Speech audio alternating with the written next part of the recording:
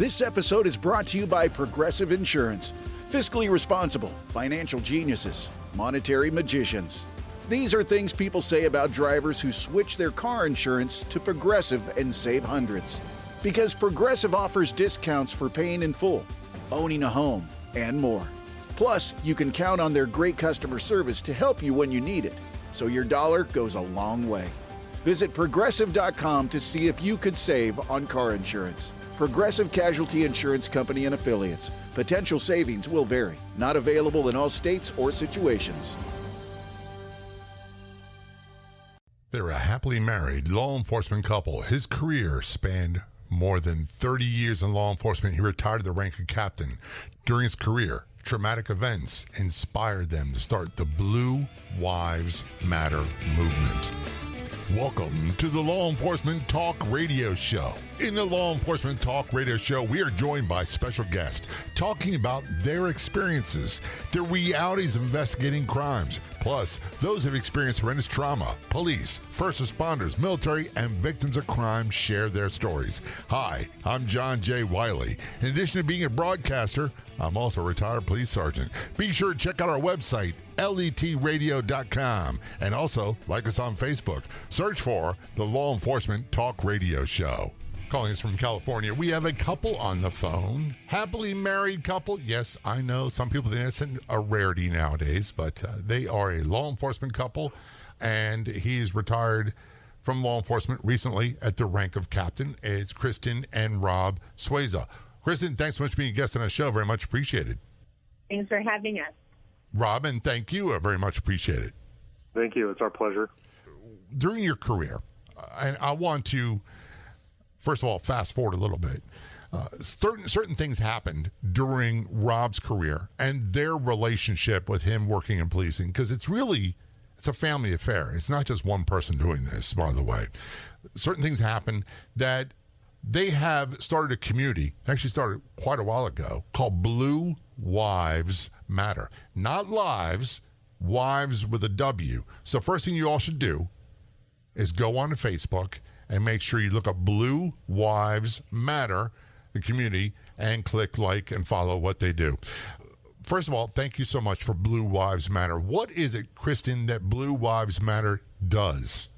Well, we offer support to our fallen officers' families regardless of cause of death. So we're kind of like a catch-all. We don't turn anyone away. We take retired, line of duty, suicide, cancer, accidents, anyone. We even have a firefighter's widow because she couldn't find anyone, any type of support group.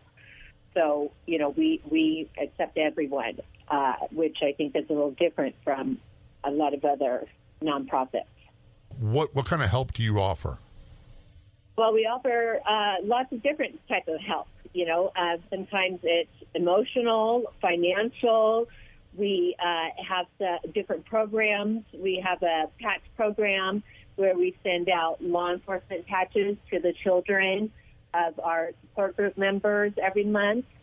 We have a program where we will assist in, like at the holidays, sometimes they need a little extra financial help to cover their kids' holiday spending. We offer, going into this new year, we're going to start offering mental health help, which I'll let Rob get into. And, and a lot of times I've matched, widows with that have lost their spouses to similar types of cause, and that has been, a big help to them. I think meeting someone else that has lost their spouse in a similar way is very helpful, and I'm able to do that. And I've also, before COVID hit, I also would hold luncheons, to local spouses, either spouses that are involved in the same agency or, just ones that were local. And that was very rewarding, too. So many people have had on the show that have lost their spouses, in particular law enforcement officers. talk about, after the funeral, after all that's done, which is a lot, that all the support, all the companionship, all the friendship starts to disappear rather rapidly. And that seems to be a common thread. Is that something Blue Lives Matter addresses? Yeah, and that's why I founded Blue Lives Matter. We actually lost an officer from my husband's agency, and at that point, I think we had been married about 23 years, and I would, always believe that had something happened to my husband, I would be cared for by his agency. And after we lost an officer off duty to a duty-related cause, and we buried him, and my husband stayed close to the widow and introduced me because I actually had never met her. And so we were taking care of her, and I became close to her, and I watched as, the support went away. And I was a little horrified. And I thought, wow, if this could happen within our agency, it must be happening other places. And so I started to find other widows, and I found that this was a major issue within our law enforcement fallen officers' families. And regardless, it happens to our line of duty families too. It happens to a lot of the families, and I don't think it's malicious. I just think that they don't know how to care for the families, and they don't know what to do or what to say. A lot of times it might be survivor's guilt, but I think we need to teach our agencies how to care for their families better. I think you're absolutely 100% correct. And I can just tell you from my own personal experience, this, by the way, it's not just a law enforcement thing. It's also other first responders. It's also military. And by the way, I've run into people that their spouses were, let's just say they're truck drivers or they were accountants. Didn't matter what it was. And when that person suddenly died unexpectedly for whatever reason, they're surrounded by a ton of support. They got a lot of community, people bringing over food. Everybody's there. And then after time, the awkward stage hits. And so many of them and I've done this, we run away. I say this, and Rob, I'm sure, will understand. When we had line of duty deaths in the police department, we had procedures and policies, and we knew what to do. And unfortunately, it's because of so many occurred in the past. However, no one ever prepared me for the conversations with the widow or the widower. What do you do? What do you say? How do you act? So what I'd wind up doing is I'd say I wanted to claw my way through a wall like a rat just to get away from him because I was afraid I would make things worse. You know what, John, that's a good point. And, law enforcement agencies and law enforcement officers, there is no intent when they say things to, say we're here to support you. There's no intent to eventually walk away. But it's kind of a natural process with grief, and it's okay to distance yourself. What is not okay, and that we got to get a little bit better at, is that when promises are made and then you walk away from those promises, it can be detrimental to the recovery of the widows. We're going to return to this conversation in just a matter of moments. We are talking with Rob and Kristen Sweazas, calling us from California. Their organization is Blue Wives Matter. Check them out on Facebook. Be sure to like and follow. This is a law enforcement show. Don't go anywhere. We'll be right back. Of all the radio stations in the United States, there are no other shows like the Law Enforcement Talk Radio Show. And on Facebook, there's only one official page. Do a search on Facebook for the Law Enforcement Talk Radio Show. And be sure to like the Law Enforcement Talk Radio Show Facebook page. Current conversation with Kristen and Rob Sweazas, calling us from California. Rob is a retired police captain, and of course, he's outranked, just like I've always been, by his wife, Kristen, who they've been a career law enforcement couple. And during Rob's career, certain things happened and led them to start a group called Blue Wives Matter. That's WIVES Matter. Check them out on Facebook. Blue Lives Matter. Be sure to give them a like and follow. Rob, before we went to break, we started talking about, I think, a lot of departments and a lot of people in general, when someone dies suddenly and we have that original rush to surround the widow, the widower, the family, help them out, we start reaching afterwards this phase of uncomfortability where people get busy and they tend to ignore that family. Yeah, that's correct. And again, I think it's a natural process and it's okay. Just recognizing that that can occur. I can tell you in our situation when we had our officer pass away a few years ago, things were said, and again, not with malice. When you hear somebody say, hey, call me if you need anything, or we'll be there whenever you need anything, you better be prepared to answer that phone. And, unfortunately, sometimes, and again, it's normal, we start to distance ourselves. And so the widows no longer feel comfortable with making that call. Or when the call is made, the response is not what they expected. So you got to be real careful about how you address that and almost kind of set some boundaries. I know in our case, everybody wanted to help, but nobody bothered to stop and ask what the widow really needed. And so it's kind of important in the law enforcement community. You have a liaison that works directly with the family that can be kind of the spokesperson and kind of keep an eye out of what's going on. I'm glad you brought that up. Again, there's a lot of policies and procedures that we all knew. And people became very comfortable doing this because they did it so often. And I hate to say that. It happens so often across the United States, and it's happening at alarming rates.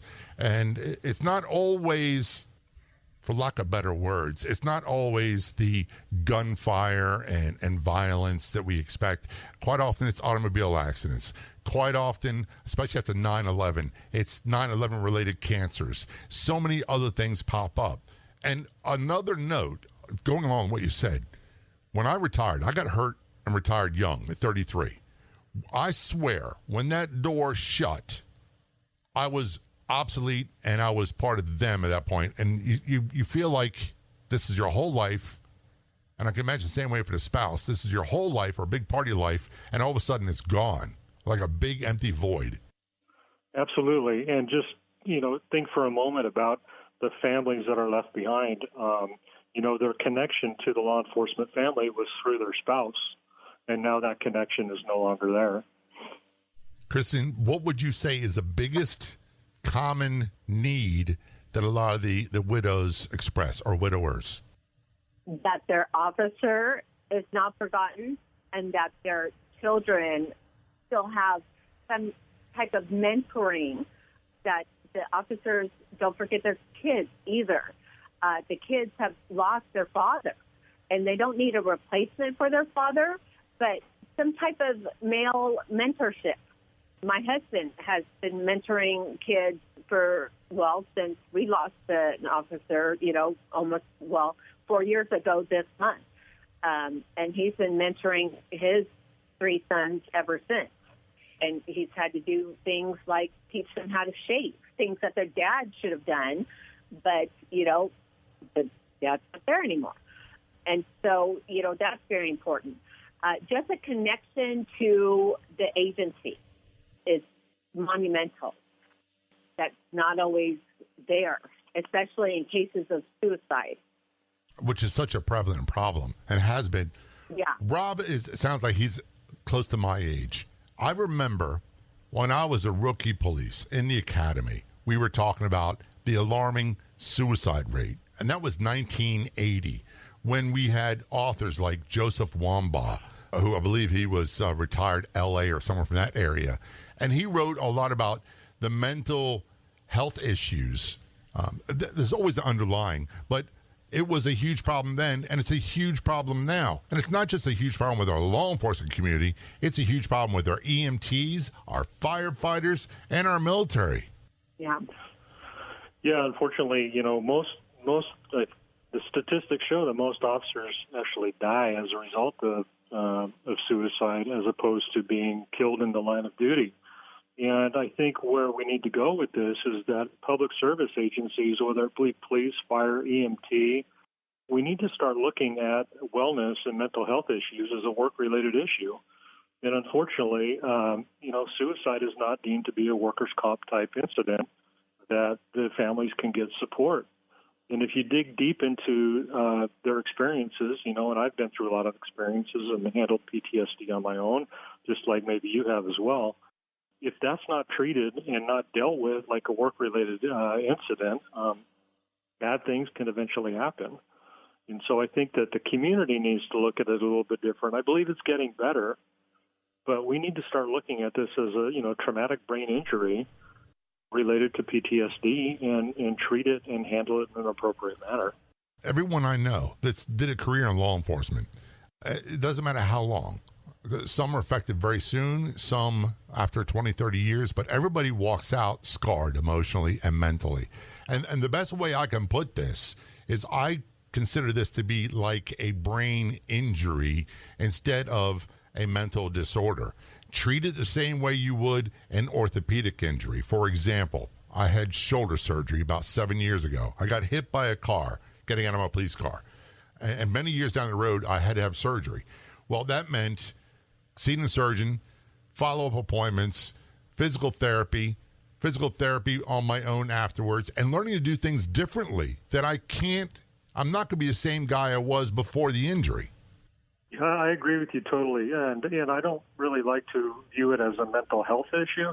I like to view it more as mental wellness and being, proactive in your mental wellness. When you find yourself experiencing stressors that are beyond the norm, getting some type of care or assistance early on. And that's one of the things, through Blue Lives Matter that we also hope to promote is not only mental wellness within the law enforcement community, but with these families that are being left behind. Because once the person passes away and dies, these families are oftentimes left alone, not knowing how to deal with their own mental wellness.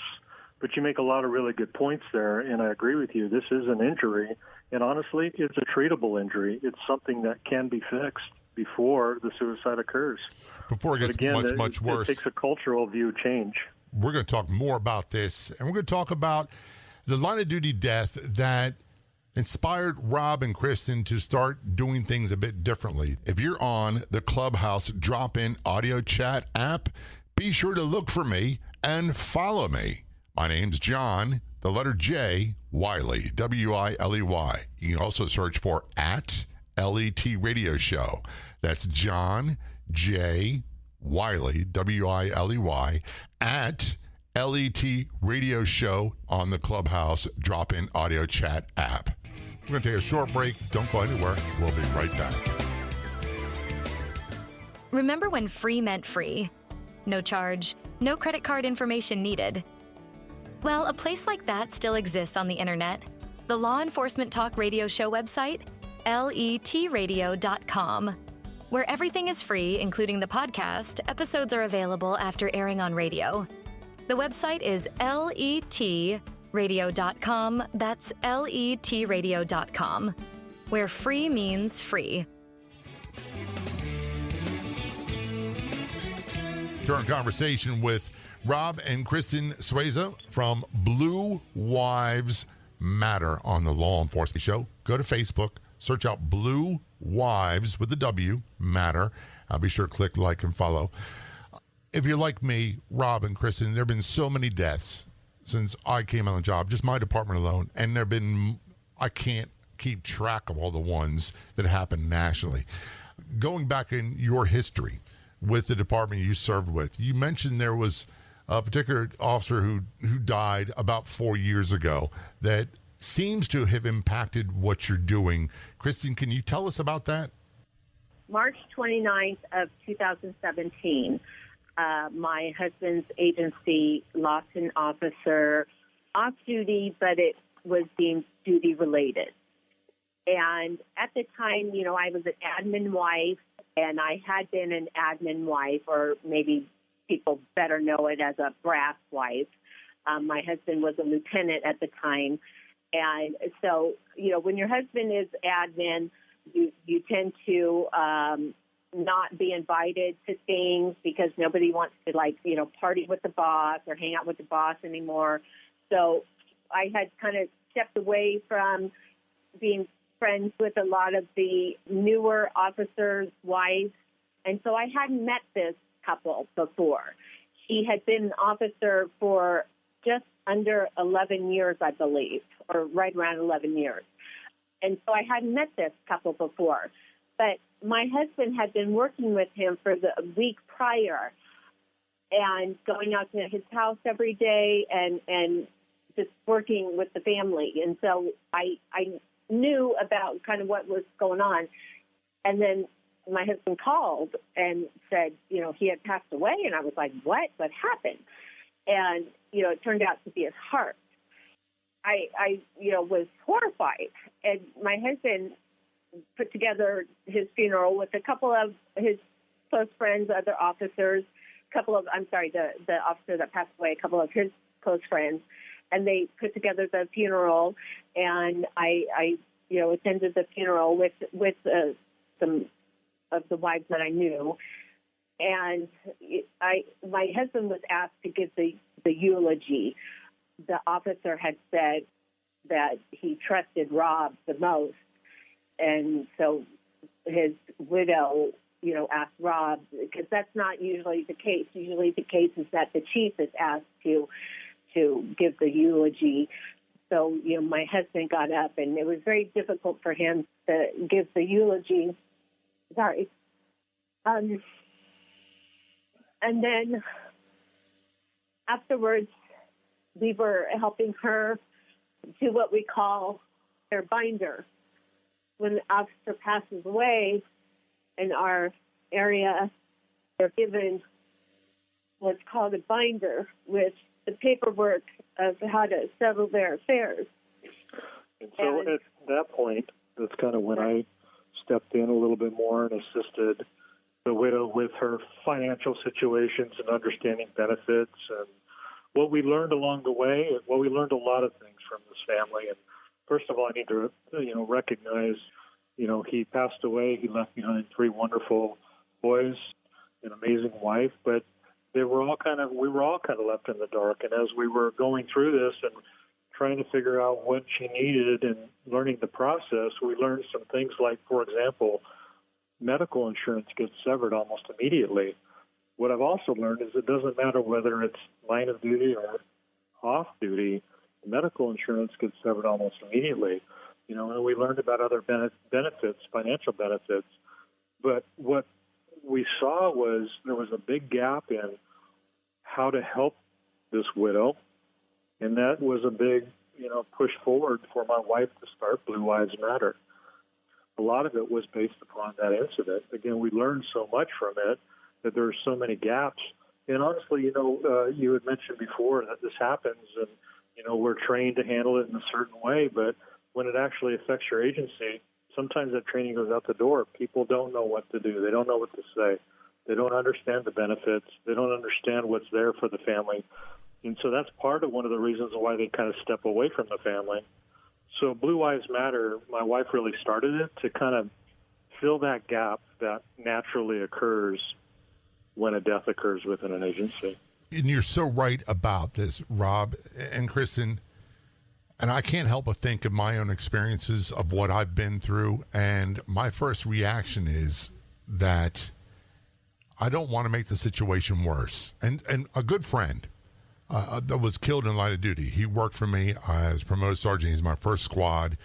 And I transferred to another district a couple months earlier. And he was shot and killed.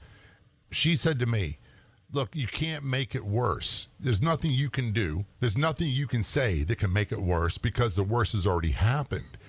What really is the worst thing you can do, and granted, the financial stuff, that's City Hall.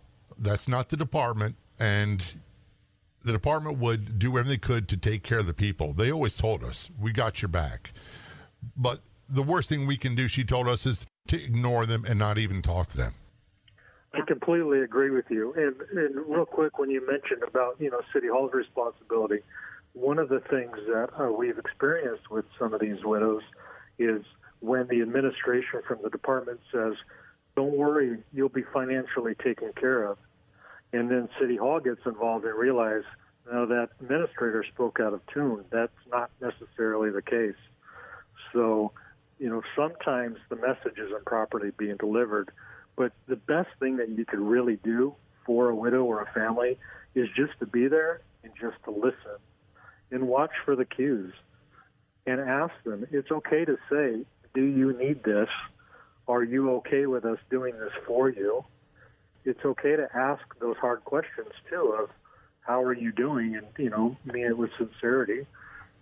But, yeah, and Blue Lives Matter has done a phenomenal job, in my opinion, of closing the gaps. And I think one of the things that I'd like to credit my wife in doing is that she talks to all of these widows on the phone regularly, and she's able to connect people with like situations. So if your spouse died of COVID, she'll find you another spouse who, another widow whose spouse died of COVID, and connect them and try to create those relationships. That's my hat's off to you, Kristen, because I can't see too many people stepping up to the plate and saying, I'll take that burden of responsibility, because there's nothing about it that's pleasant. Thank you. I mean, I really care about all the families that are in my support group, and there's nothing that I wouldn't do to help them. So that she honestly means it. One of the things that a lot of people need to consider, and this is something that the American public just doesn't get about police, and partly because Hollywood doesn't tell them. Not only do we have a huge amount of compassion for our coworkers, they've become a big part of our family, but we carry that around when someone we don't know or a child on a post we worked in gets involved in a drug game and gets killed. We feel the pain that the family goes through. We feel the frustration they go through. We have our own frustrations that we couldn't prevent that. And the best we can do is try to bring the person responsible to justice and to trial, and we have no effect on the outcome, or very little. That's beyond us as well. We're talking with Rob and Kristen Sweazas from Blue Wives Matter. That's WIVES. Check them out on Facebook. There's only one official Facebook page for the show. Do a search on Facebook for the Law Enforcement Talk Radio Show, and be sure to click like. Don't go anywhere. We'll be right back. Get your free ebook on tips to improve your health. They are tips you can start using today, and most will cost you nothing. Plus, the ebook is 100% free. Download the free ebook at lethealthy.com. When we say free, we mean free. Get the ebook for free today at lethealthy.com. That's at lethealthy.com. Again, the website is lethealthy.com. Return conversation with Rob and Kristen Sweazas from Blue Wives. That's for the W, Matter, Blue Wives Matter. Do a search on Facebook for Blue Wives Matter. Click like and follow and send them a message and see how you can help out. Rob, Kristen, look, I know the damages, I know the stress that can impact police families because I've been through them. And as a matter of fact, my first marriage ended in divorce, and I tell people, a primary reason why was my inability to handle situations better and the effect of what happened to me better. We didn't know as much then as we do now.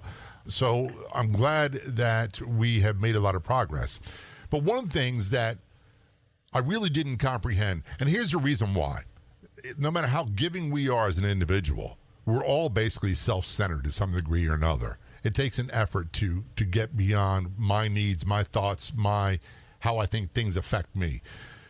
I really didn't comprehend the amount of fear, worry that my mother, my ex-wife, my sisters had when I was still in a job. Kristen, what was it like for you? Well, I think I'm an anomaly because my thought is that if you worry, you're never going to sleep. I had to believe in his training and in him.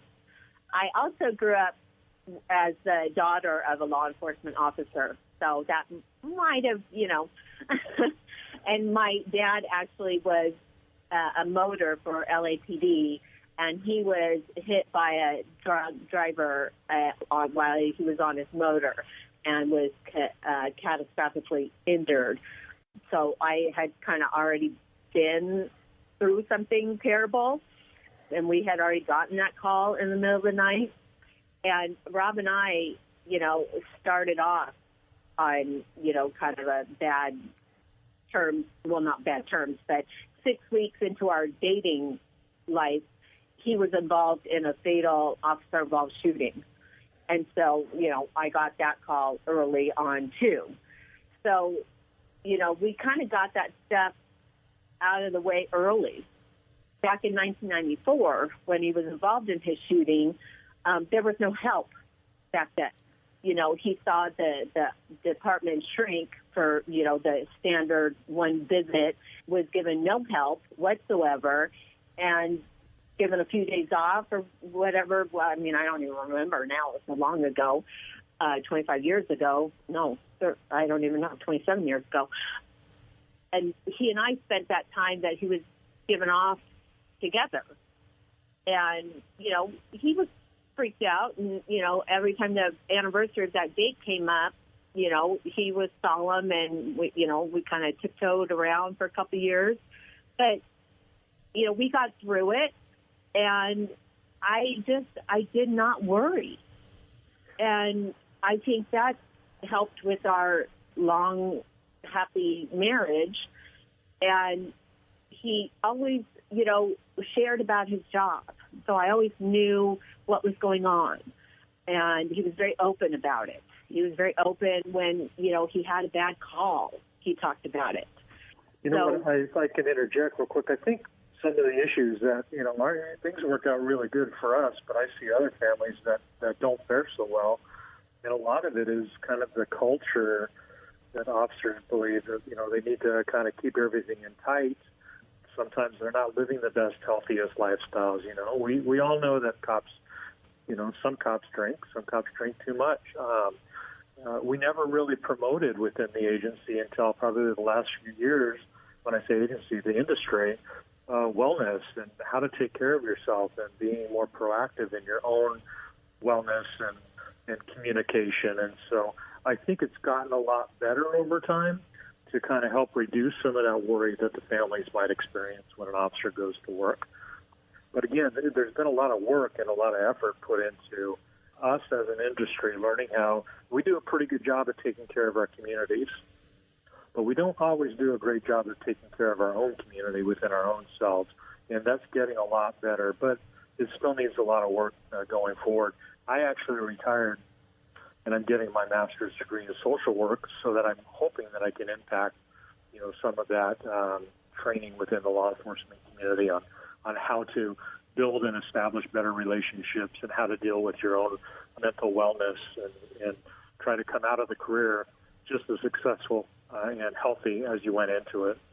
And that takes a lot. It really does. And by the way, my hat's off to you. It sounds like you want to be a therapist and do that kind of work. That I'm of the belief that we, as a Blue family, have done a much better job when it comes to the big issues, when it comes to the big deals, or they call critical incidents. They didn't have that term when I was in new police.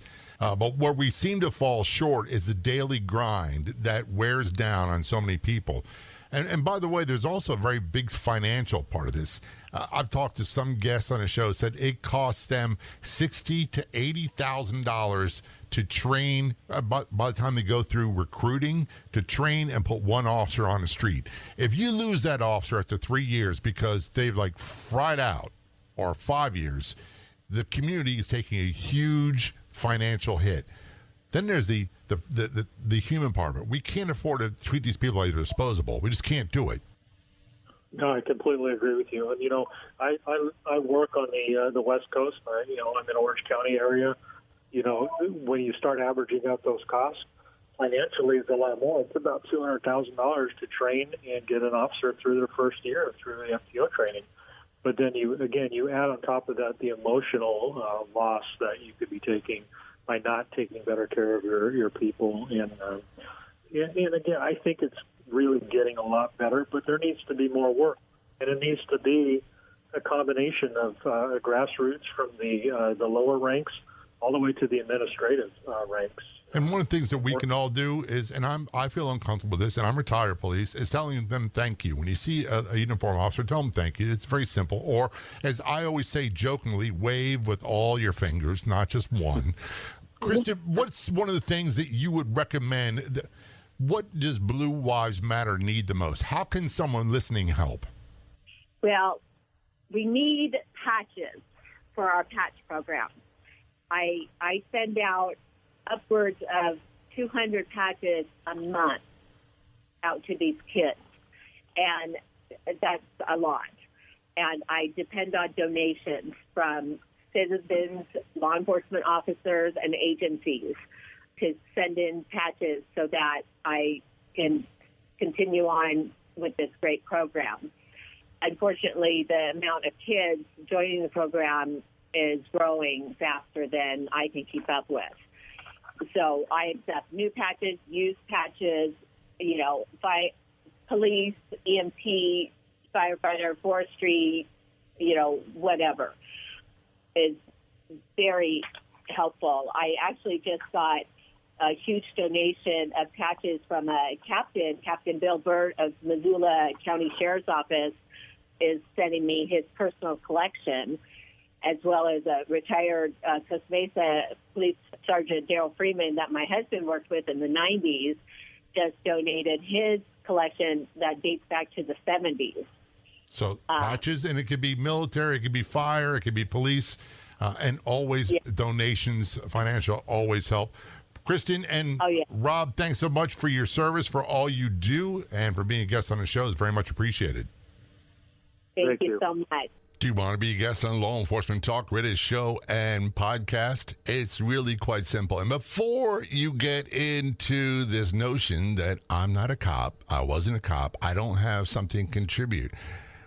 Well, the show is about investigating crime. That's one aspect of it from the real life perspective of those who did it. And then it's also about trauma, how trauma impacted them. Often crime-based, but not always.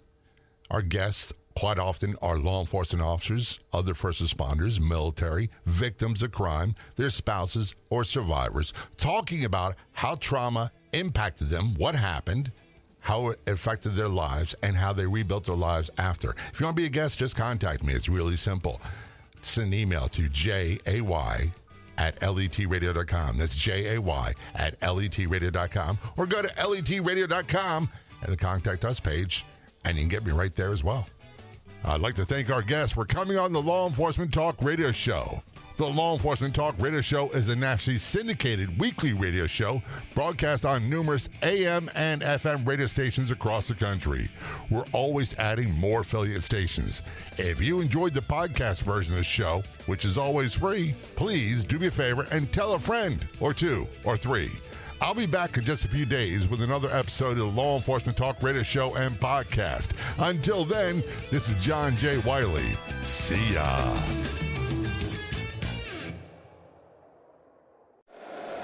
If you like the show, please take a moment to rate, review, and subscribe. It really does help the show to grow. Thank you for listening.